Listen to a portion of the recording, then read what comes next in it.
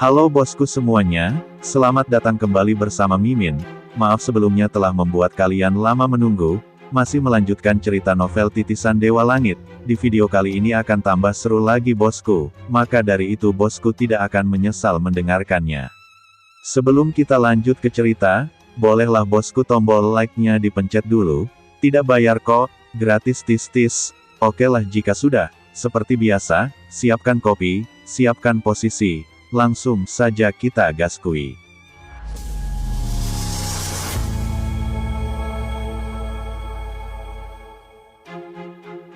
Melanjutkan dari cerita sebelumnya. Bab 21. 1 bulan berlalu dengan sangat cepat. Hari ini merupakan hari pertempuran yang telah lama ditunggu-tunggu antara Duan Ling dan Duan Jie. Pagi yang cerah, di dalam ruangan yang bersih dan rapi, Duan Ling berdiri dan keluar dari bak mandi, menandai awal dari hari yang baru. Baru saja, dia telah menyelesaikan proses penyerapan bagian terakhir dari cairan generasi, sebuah pencapaian yang sangat penting bagi Duan Ling. Ketika dia dengan lembut menggerakkan tubuhnya yang masih terasa mati rasa, Duan Ling dapat merasakan kekuatan yang terkandung di dalamnya, dan di sudut mulutnya muncul senyum samar yang tidak terlalu jelas, namun mengungkapkan rasa puas dan percaya diri. Seluruh bulan penuh kerja keras dan dedikasi akhirnya membuahkan hasil. Setelah melewati proses budidaya yang pahit dan berat selama sebulan, kesan ketidakdewasaan pada wajah Duan Ling telah mulai memudar, digantikan oleh aura yang lebih dewasa dan matang. Proses penyerapan cairan generasi yang berlangsung lama telah memberikan hasil yang luar biasa, membuat tubuh Duan Ling menjadi kuat, kokoh, dan berotot. Pakaian hitam gelap yang ketat yang dia kenakan memperlihatkan bentuk fisiknya yang sempurna, menonjolkan kekuatan dan kesempurnaan tubuhnya. Jika dibandingkan dengan penampilan yang lemah dan sakit yang dia miliki 1 bulan sebelumnya, ketika dia belum berhasil menyelesaikan proses temperamen tubuh dan masih dalam tahap awal sebagai seorang seniman bela diri, maka Duan Ling sekarang terlihat seperti orang yang berbeda sama sekali. Perubahan yang signifikan telah terjadi, membuatnya tampak lebih sehat, kuat, dan berwibawa. Pada saat itu, dia mendengar suara ketukan ringan dari luar ruangan. "Tuan muda, apakah kamu sudah bangun?" Suara yang menyenangkan dan merdu, seperti nyanyian burung oriol, terdengar dari balik pintu, dan membuat sedikit kelemah lembutan muncul di wajah Duan Ling yang biasanya tenang dan serius. Ekspresi tenangnya untuk sejenak terganggu oleh sentuhan emosi yang lembut, menunjukkan bahwa suara tersebut memiliki efek yang mendalam pada dirinya. Setelah mengenakan pakaiannya dengan rapi dan benar, Duan Ling berjalan keluar dari balik layar, kemudian berjalan perlahan-lahan menuju pintu, mengulurkan tangannya dengan anggun, dan membuka pintu tersebut dengan gerakan yang lembut dan terkendali.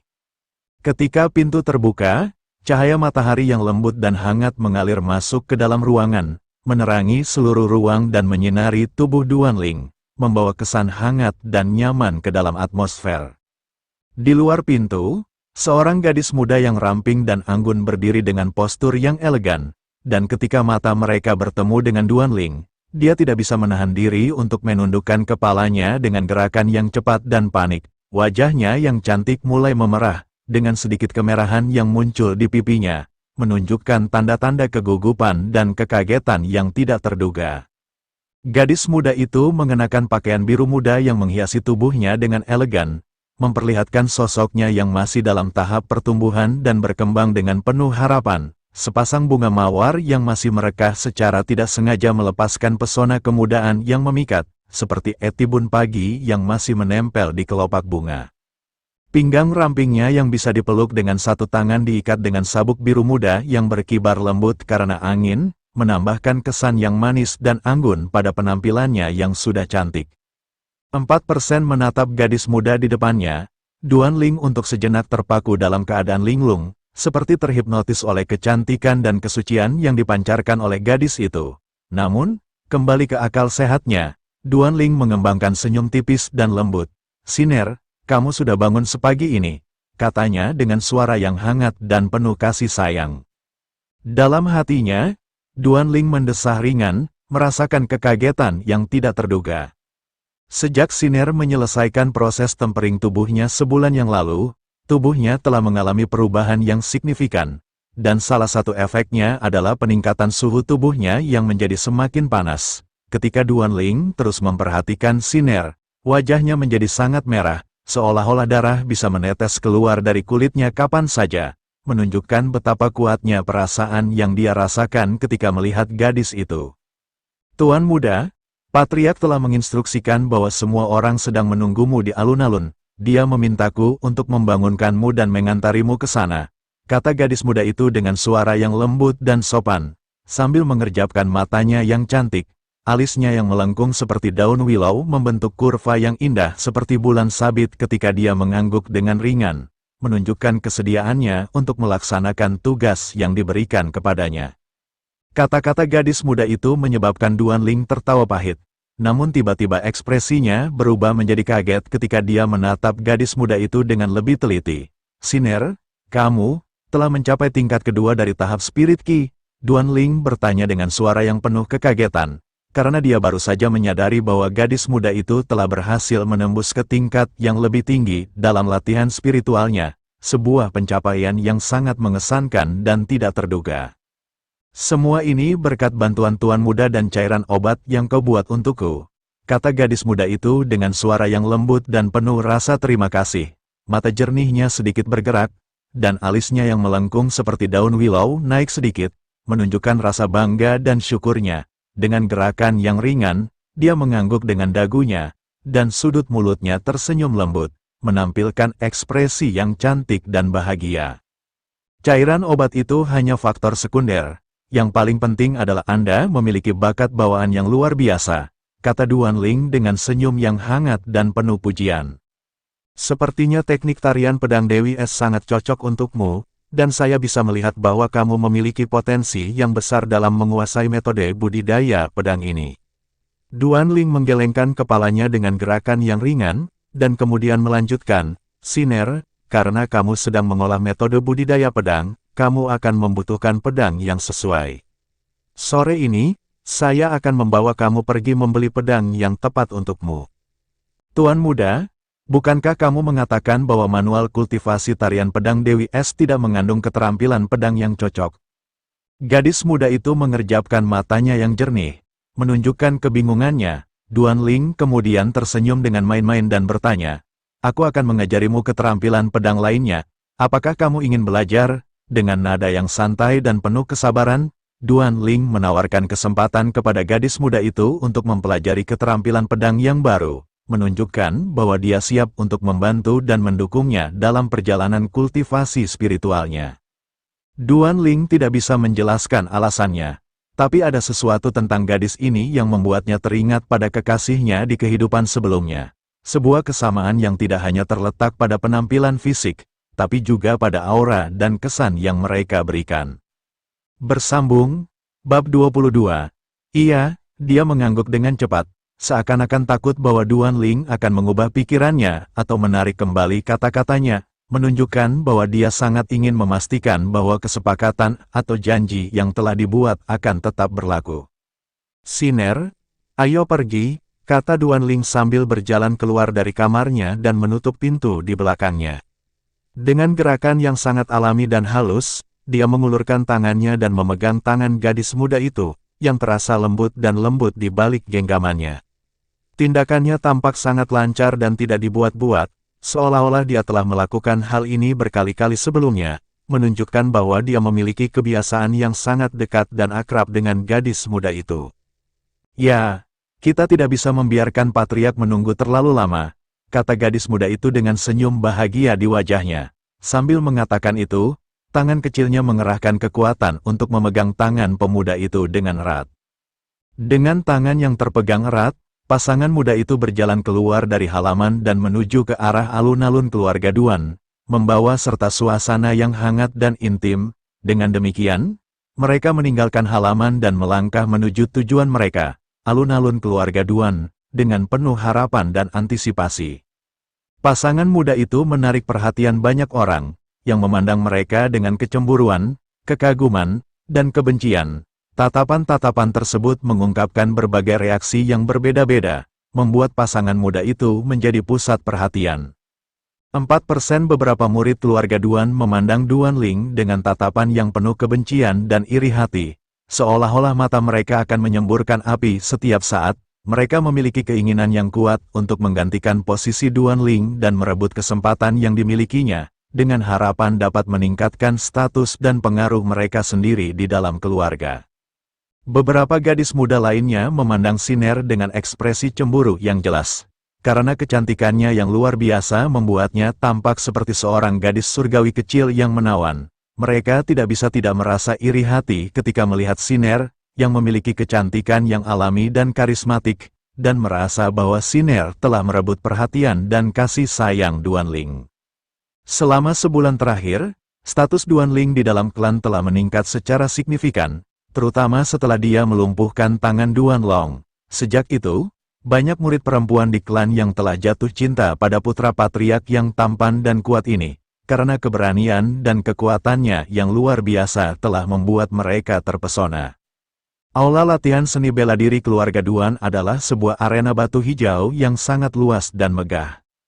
Medan di sekitar arena memiliki ketinggian yang sedikit lebih tinggi, membentuk sebuah teater alami yang mengelilingi arena. Saat ini, arena tersebut dipadati oleh kerumunan murid keluarga Duan yang berkumpul bersama, membentuk sebuah pemandangan yang sangat meriah dan hidup.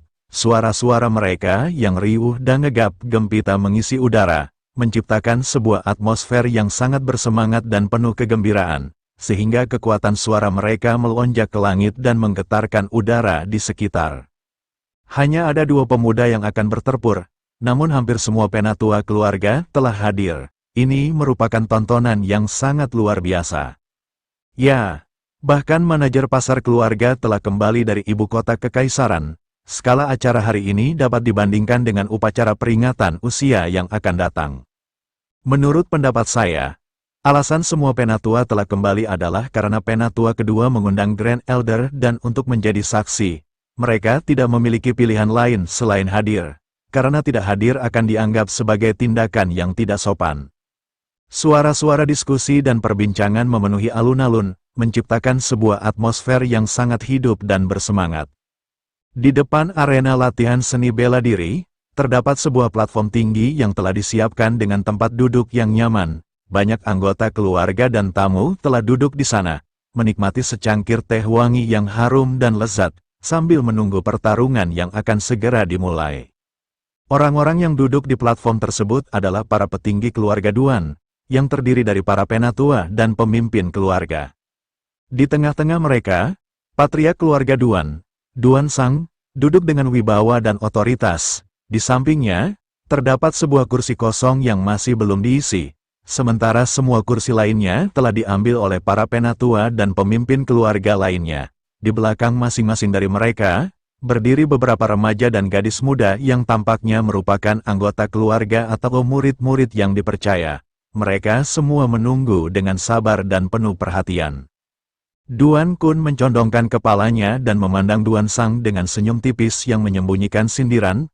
Patriark, Anda memiliki kontrol diri yang sangat baik untuk tidak menunjukkan kemarahan Anda secara terbuka.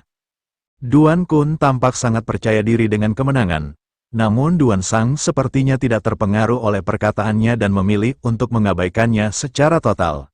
Reaksi Duan Sang yang dingin dan tidak peduli tersebut membuat penatua ke-8 yang duduk di samping Duan Kun tidak dapat menahan diri untuk tidak menunjukkan senyum aneh di wajahnya, seolah-olah ia menikmati kesulitan yang dialami oleh Duan Kun.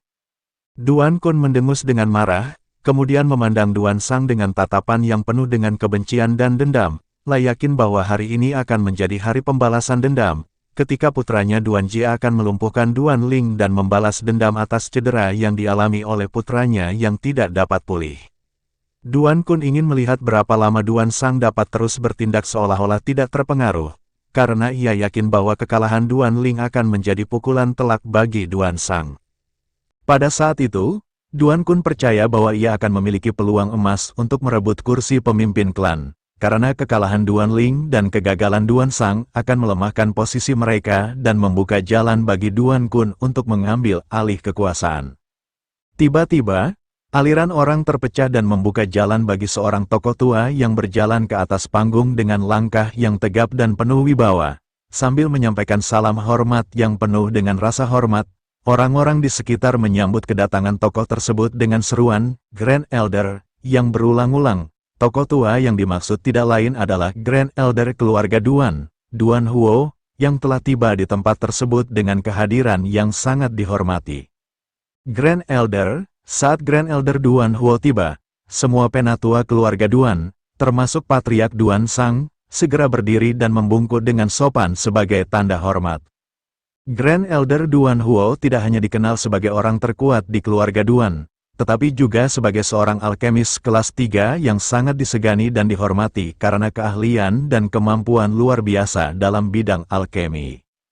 Di benua tanpa batas, gelar alkemis sejati hanya diberikan kepada mereka yang telah mencapai tingkat tertentu dalam ilmu alkemi, yaitu alkemis bertingkat, karena mereka telah menunjukkan kemampuan dan keahlian yang luar biasa dalam bidang tersebut. Bersambung, Bab 23, dapat dikatakan bahwa dari 1000 seniman bela diri tahap Spirit Master, kemungkinan bahwa tidak ada satupun yang akan mampu menjadi seorang alkemis sangat rendah. Balikan di kota Tianjing, yang merupakan pusat kekuasaan, ketiga keluarga besar hanya memiliki masing-masing satu alkemis kelas 3, yang menunjukkan betapa langkanya bakat dan kemampuan untuk menjadi alkemis. Namun, perlu dicatat bahwa hanya keluarga Duan yang memiliki alkemis yang merupakan kerabat mereka sendiri, sedangkan alkemis dari dua keluarga lainnya adalah orang luar yang diundang untuk bergabung dengan keluarga tersebut dengan imbalan jumlah yang sangat besar. Oleh karena itu, para alkemis tersebut memiliki kebebasan untuk pergi kapan saja mereka inginkan, karena mereka tidak memiliki ikatan darah dengan keluarga tersebut. Pria tua itu mengangguk dengan ringan dan duduk di kursi yang berada di samping Patriark Duan Sang. Kemudian dia menutup matanya dan memasuki keadaan meditasi, mengistirahatkan pikirannya dan memfokuskan diri pada kedalaman batinnya. JR, karena Grand Elder telah tiba, silakan masuk ke arena. Penatua kedua berkata kepada Duan Jie, yang berdiri di belakangnya. Duan Jie menganggukkan kepalanya sebagai tanda penghormatan, kemudian berjalan menuju aula praktek seni bela diri yang luas, mempersiapkan diri untuk menghadapi pertarungan yang akan datang. Bahkan Grand Elder telah tiba dan Duan Jie telah memasuki arena, tapi mengapa Duan Ling belum juga muncul? Para murid keluarga Duan yang berkumpul di sekitar aula praktek seni bela diri mulai berbisik-bisik dan mempertanyakan kesopanan Duan Ling. Apa yang dimiliki Duan Ling sehingga dia berani tidak menghadiri acara ini? Apakah dia tidak takut untuk datang? Beberapa dari mereka bahkan merasa hina dan menghina Duan Ling karena ketidakhadirannya, yang mereka anggap sebagai tanda ketidakhormatan terhadap Grand Elder dan keluarga Duan. Patriark, Grand Elder telah tiba. Namun anak Anda, Duan Ling, masih belum muncul. Apakah dia tidak berani untuk datang? Penatua kedua bertanya dengan suara yang keras dan jelas. Sengaja mengucapkan kata-kata tersebut di platform tinggi, agar semua orang dapat mendengarnya, dengan tujuan untuk mempermalukan Duan Ling dan menimbulkan kecurigaan tentang kesetiaannya terhadap keluarga Duan. Jangan khawatir, penatua kedua, Duan Sang menjawab dengan suara yang tenang dan percaya diri. Karena anak saya telah menyetujui pertempuran itu, dia pasti akan datang, tidak perlu khawatir tentang hal itu. Duan Sang mendengus ringan, seolah-olah dia yakin bahwa anaknya, Duan Ling, akan muncul pada waktunya. Patriark, saya merasa bahwa tidak ada alasan yang kuat untuk melakukan pertempuran hari ini, Duan Ping. Penatua ke-6, berkata dengan suara yang dingin dan tidak emosional, mengapa Anda tidak mengakui kekalahan putra Anda dan menghindari pertempuran ini? Dengan cara ini, Anda dapat melindungi putra Anda dari cedera dan juga mencegah hubungan antara Anda dan penatua kedua menjadi semakin buruk. Duan Ping, yang memiliki bekas luka pisau di wajahnya, berbicara dengan nada yang tenang dan rasional, seolah-olah dia benar-benar peduli dengan kebaikan keluarga Duan. Namun sebenarnya dia memiliki motif tersembunyi karena hubungannya yang baik dengan Duan Kun. Elder ke-6, dengan kata-kata Anda, apakah Anda yakin bahwa Duan Jie pasti akan menang? Penatua kelima tidak bisa menahan diri untuk tidak bertanya, dengan nada yang sedikit curiga dan ingin tahu tentang keyakinan Duan Ping terhadap kemampuan Duan Jie. Itu adalah fakta yang sudah umum diketahui, Duan Ping menjawab dengan tersenyum. Kalau begitu, Elder ke-6, Mari kita buat taruhan, Duan Ting berkata dengan nada yang tenang dan percaya diri, sambil menatap Duan Ping dengan dalam. Jika Duan Jie memenangkan pertarungan, saya akan membayar Anda 500 koin emas.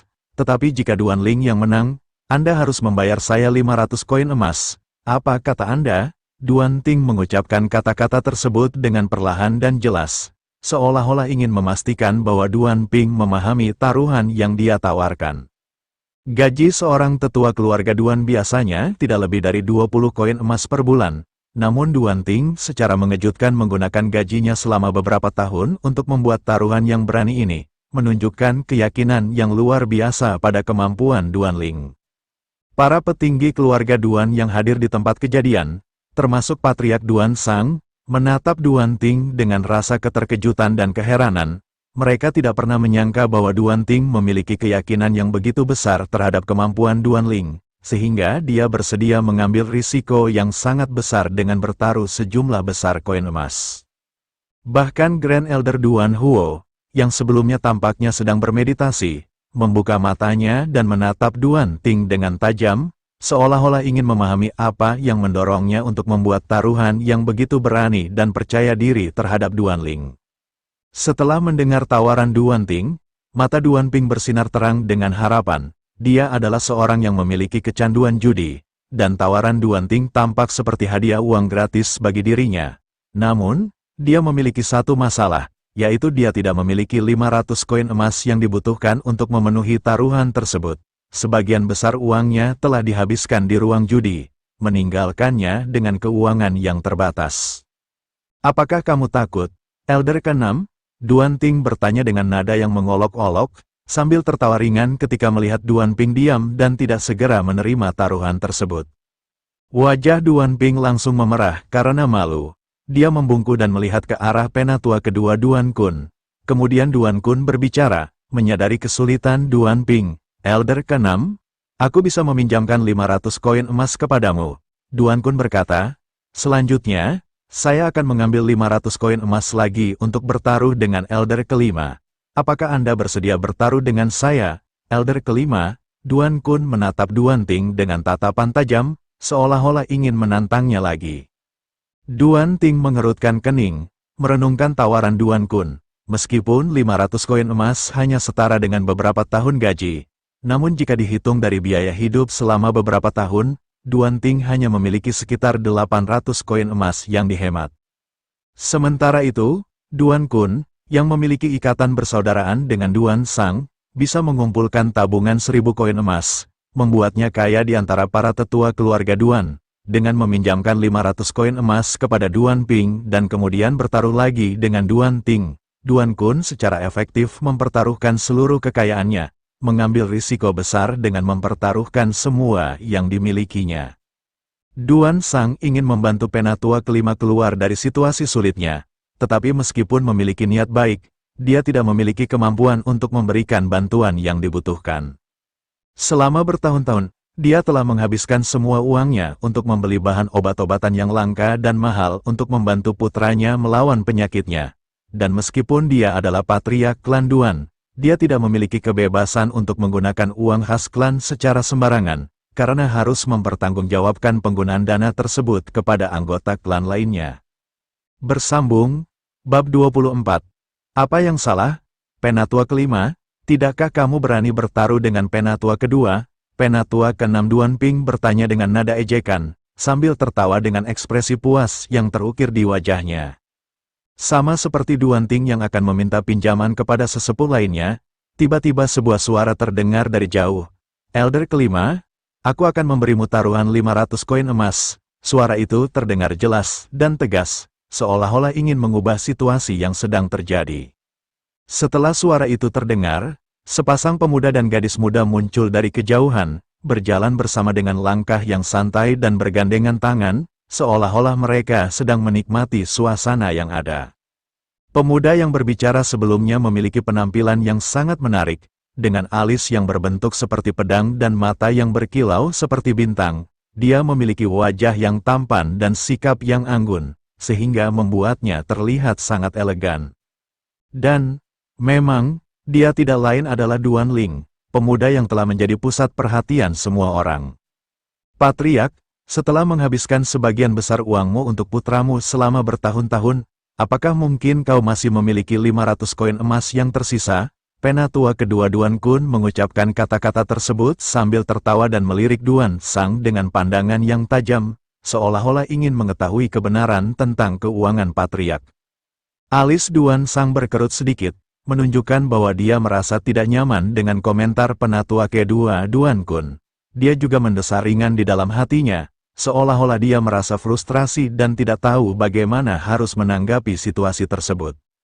Duan Ling berjalan menaiki platform tinggi dengan langkah yang anggun, sambil memegang tangan Siner dan membungkuk ringan sebagai tanda hormat kepada leluhur, kakek, dan semua sesepuh keluarga Duan yang lebih senior. Sesepuh agung melirik Duan Ling dengan ekspresi kaget dan terkejut. Dia terakhir kali melihat Duan Ling 2 bulan yang lalu, dan sekarang dia tampaknya telah berubah secara signifikan, sehingga menimbulkan rasa ingin tahu dan kekagetan pada sesepuh agung. Pada saat itu, sesepuh agung secara pribadi meresepkan obat untuk membantu Duan Ling bertahan hidup, namun sebagai seorang alkemis tingkat 3 yang berpengalaman, dia telah mendiagnosis bahwa penyakit Duan Ling sudah tidak bisa disembuhkan. Oleh karena itu, ketika dia mendengar kabar bahwa Duan Ling telah sembuh secara ajaib dan bahkan mampu melumpuhkan lengan Duan Long, dia merasa sangat heran dan sulit untuk percaya, karena hal ini tampaknya tidak masuk akal dan melanggar prinsip-prinsip dasar pengobatan yang dia ketahui. Namun, ketika sesepuh agung melihat Duan Ling sekarang, dia akhirnya percaya bahwa kabar tentang kesembuhan Duan Ling adalah benar. Duan Ling tampak seperti orang yang sama sekali berbeda sekarang, dengan aura dan penampilan yang jauh lebih sehat dan kuat daripada sebelumnya. Sehingga sesepuh agung tidak bisa tidak percaya bahwa Duan Ling telah mengalami perubahan yang luar biasa.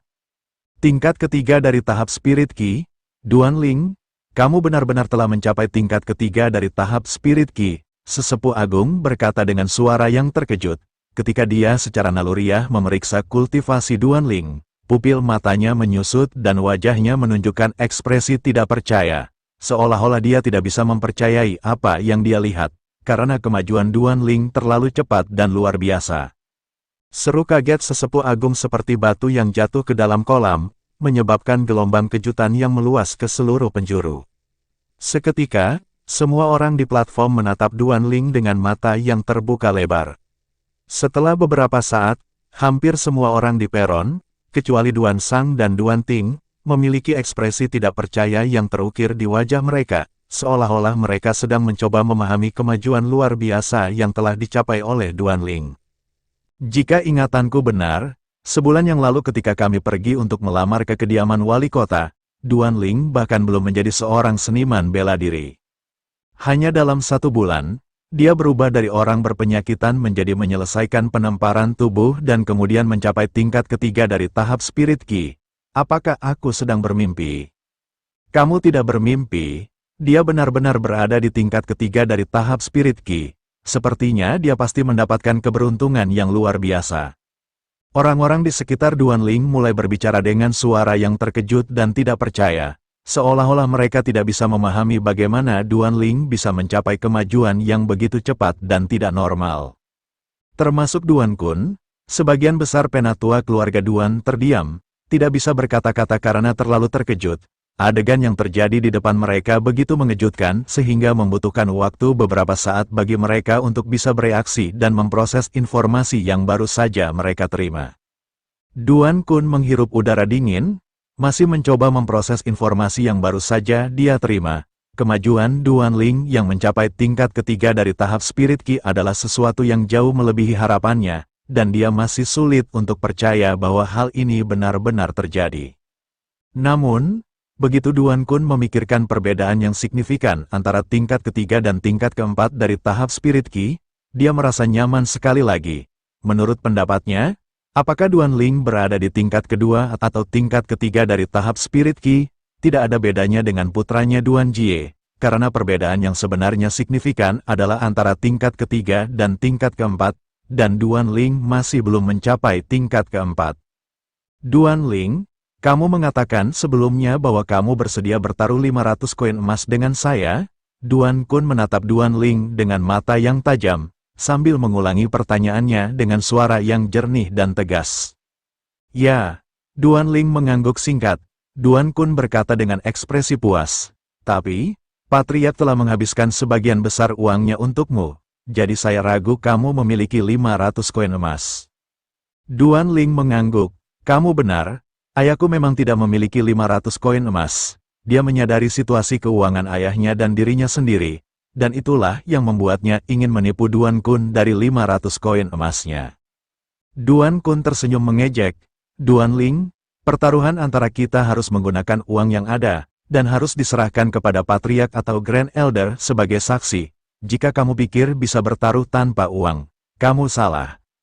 Duan Ling melirik Duan Kun dengan jijik.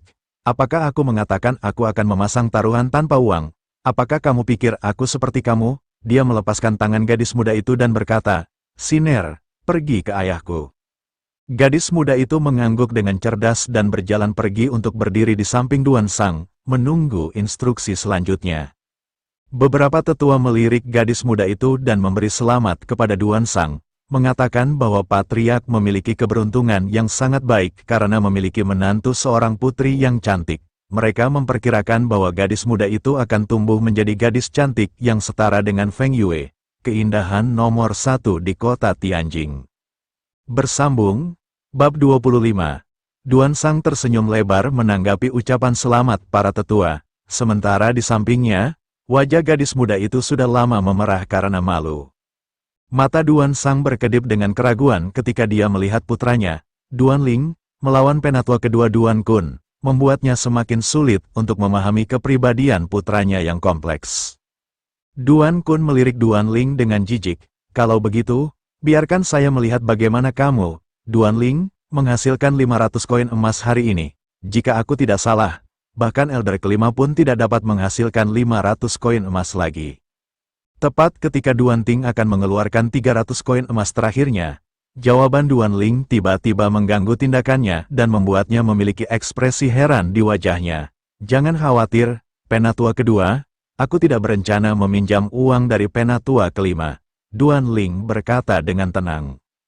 Di bawah tatapan tidak percaya dari atasan keluarga Duan, Duan Ling berjalan ke depan Grand Elder dan berkata, Grand Elder, saya tahu bahwa karena Anda biasanya harus mengolah dan memperbaiki obat, tubuh Anda mungkin memiliki banyak luka tersembunyi. Bagaimana kalau saya bantu memijat Anda dan kemudian Anda memberi saya 500 koin emas sebagai pembayaran? Bagaimana denganmu? Duan Ling menatap Duan Huo dengan senyum tipis, membuat semua orang terkejut dengan tawarannya yang tidak terduga. Wajah Duan Sang berubah merah karena marah dan khawatir. Linger, jangan buat masalah. Dia tidak suka melihat putranya bersikap sombong di depan Grand Elder, yang memiliki status yang lebih tinggi daripada dirinya dalam keluarga Duan. Cedera tersembunyi, Grand Elder adalah alkemis kelas 3. Jika dia benar-benar memiliki luka tersembunyi, pasti sudah mengobati dirinya sendiri dengan kemampuan alkimia yang tinggi. Tepat ketika Duan Kun dan semua petinggi lainnya mengharapkan Grand Elder akan menjadi marah dan menegur Duan Ling, sesuatu yang tidak terduga terjadi. Duan Huo melirik Duan Ling dengan ekspresi penasaran, tersenyum ringan. Kamu ingin 500 koin emas hanya untuk memijatku, anak muda. Kamu benar-benar tahu cara menuntut harga yang sangat tinggi. Duan Ling tidak terpengaruh oleh komentar Duan Huo dan tetap tenang. Grand Elder, bagaimana kalau aku memberimu pijatan pertama, setelah itu selesai, kamu menilai sendiri efeknya dan membayar aku sesuai dengan berapa banyak yang menurutmu layak. Oke.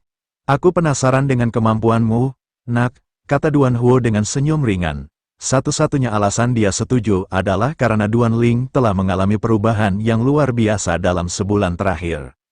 Dalam waktu singkat, Duan Ling telah menerobos ke tingkat ketiga dari tahap Spirit Qi, yang merupakan sesuatu yang tidak mungkin dilakukan oleh orang biasa, bahkan dengan persediaan pil obat penempuh tubuh yang tidak terbatas.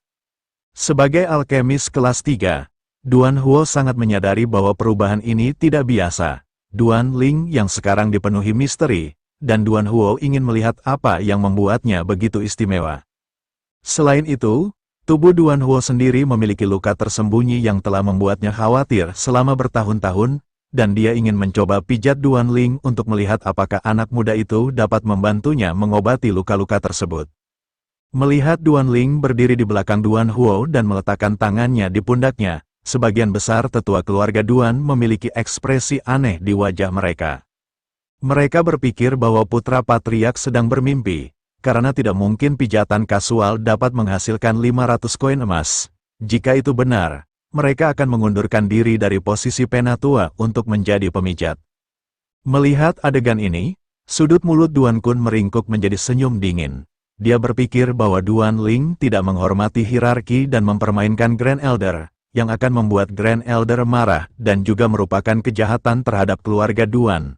Menurut pendapat Duan Kun, Duan Ling kurang beruntung dan akan segera mengalami akibat dari tindakannya. Duan Jie dan para murid keluarga Duan lainnya yang berada di sekitar aula latihan seni bela diri tidak dapat mendengar percakapan yang terjadi di platform tinggi, sehingga mereka tidak menyadari apa yang sedang terjadi di atas. Melihat Duan Ling berdiri di belakang Grand Elder dan memijatnya, mata Duan Jie dan para murid lainnya hampir redup dan mereka hampir pingsan karena kejutan. Mereka tidak bisa memahami apa yang sedang dilakukan Duan Ling. Apakah dia berpikir bahwa memberikan pijatan kepada Grand Elder akan membuat Grand Elder memberinya kekuatan untuk mengalahkan Duan Jie? Mereka tidak bisa membayangkan alasan di balik tindakan Duan Ling yang tidak masuk akal ini. Apakah yang dilakukan Duan Ling ini? Alih-alih langsung masuk ke arena begitu dia tiba, dia malah sibuk menyanjung para penatua. Apakah dia mencoba untuk mendapatkan bantuan dari Grand Elder karena dia khawatir Duan Jie akan memukulnya terlalu buruk? Aku pikir kamu benar. Sepertinya itu satu-satunya penjelasan yang mungkin. Tindakan Duan Ling memicu kemarahan di kalangan penonton, yang merasa bahwa Duan Ling mencoba untuk menghindari pertarungan dengan Duan Jie dengan cara yang tidak sportif. Grand Elder, selagi aku memijat, tolong jangan mengedarkan ki asalmu, kata Duan Ling kepada Duan Huo dengan sopan, menggunakan kekuatan di tangannya. Dia mulai meremas bahu Duan Huo dengan lembut, memulai pijatan yang diharapkan dapat membantu Grand Elder. Sebagai seorang putra surga yang bangga dan juga dewa langit di kehidupan sebelumnya, Duan Ling memiliki banyak pengetahuan dan kemampuan untuk menyembuhkan seseorang. 5% salah satu teknik yang dimilikinya adalah teknik memijat yang sangat cerdik dan efektif. Teknik ini secara khusus dirancang untuk mengobati efek samping yang dialami oleh alkemis kelas rendah. Ketika Duan Ling pertama kali melihat Grand Elder, dia sudah memperhatikan tanda-tanda efek samping pada tubuhnya, yaitu titik hitam terang di antara alisnya. Dengan pengetahuan dan kemampuan yang dimilikinya, Duan Ling yakin dapat membantu Grand Elder mengatasi efek samping tersebut melalui teknik memijatnya. Efek samping semacam ini biasanya muncul pada alkemis kelas rendah yang terpaksa meneliti sendiri metode penyulingan obat, karena mereka tidak memiliki akses ke pengetahuan dan sumber daya yang cukup. Efek samping ini biasanya tidak akan menyebabkan ketidaknyamanan yang signifikan, tetapi ketika sang alkemis mengedarkan energi asal, akan muncul rasa sakit di tubuh.